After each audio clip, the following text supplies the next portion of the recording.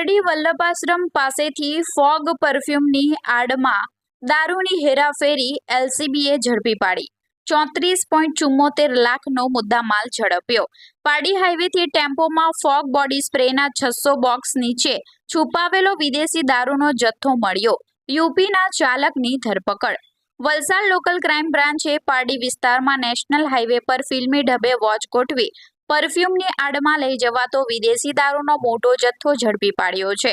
પોલીસે કુલ 34,74,102ની કિંમતનો મુદ્દામાલ કબજે કરી એક શખ્સની ધરપકડ કરી છે, જ્યારે દમણના બુટલેગરને વોન્ટેડ જાહેર કર્યો છે।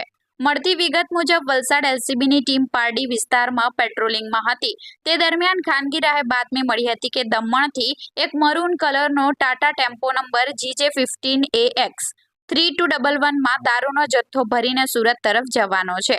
બાતમીના આધારે પોલીસે વલ્લભાશ્રમ સ્કૂલ સામે હાઈવેના સર્વિસ રોડ પર વોચ ગોઠવી હતી। દરમિયાન શંકાસ્પદ ટેમ્પો આવતા તેને અટકાવી તલાશી લેવામાં આવી હતી, ત્યારે ટેમ્પોમાં ફોગ કંપનીના બોડી સ્પ્રેના 600 બોક્સ જેની કિંમત 26,07,422 મળી આવ્યા હતા। પોલીસે ઊંડાણપૂર્વક તપાસ કરતા આ પરફ્યુમના બોક્સની નીચે છુપાવેલા વિદેશી દારૂ અને બિયરની 1068 નંગ બોટલ જેની કિંમત 3,61,680 મળી આવી હતી। પોલીસે ટેમ્પો, મોબાઈલ અને પરફ્યુમ સહિત કુલ 34.74 લાખનો મુદ્દામાલ જપ્ત કર્યો છે।